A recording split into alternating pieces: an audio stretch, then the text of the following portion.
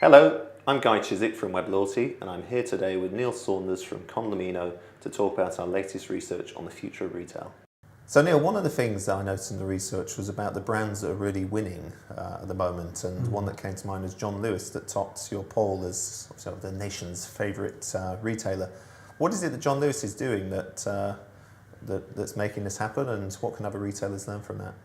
Well, I think John Lewis is very interesting because it's doing a number of things right. The first thing is it's a really trusted retailer, and actually during the downturn that's very important because people want to know if they're spending money that they can rely on the retailer to change things if it's not quite right or something goes wrong, and John Lewis is very much trusted on that front.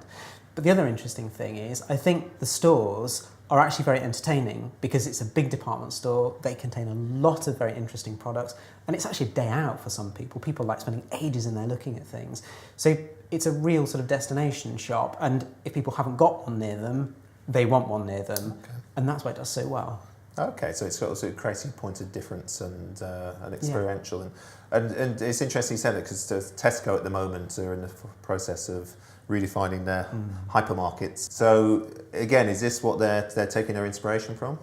I think that's right, because the key thing for retailers now is, look, you can get most of the stuff online and you don't have to go to a store. So retailers have actually got to create reasons to go to a store, and part of that is about making them entertaining, making them interesting, and actually making them more than just about a place to buy products. And that's what Tesco is trying to do. It's trying to make its stores much more compelling, which obviously drives footfall into them, and then they make better sales through them. And that trend is repeating itself across almost every sector. Okay, but interestingly, at the other end, you've got Primark in at number 2, which, again, that's much more price-based and again, I'd say less experiential. What's happening with Primark, and what can people learn from that?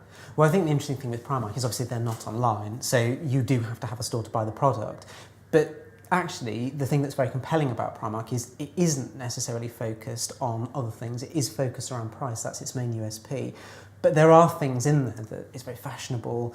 It's actually quite interesting because they turn the product around quite quickly. So it does draw people in, and people go in to be able to find the latest fashions and the latest products, and it makes it a must-have retailer. And again, it's something if people haven't got it on the high street, they want it on the high street.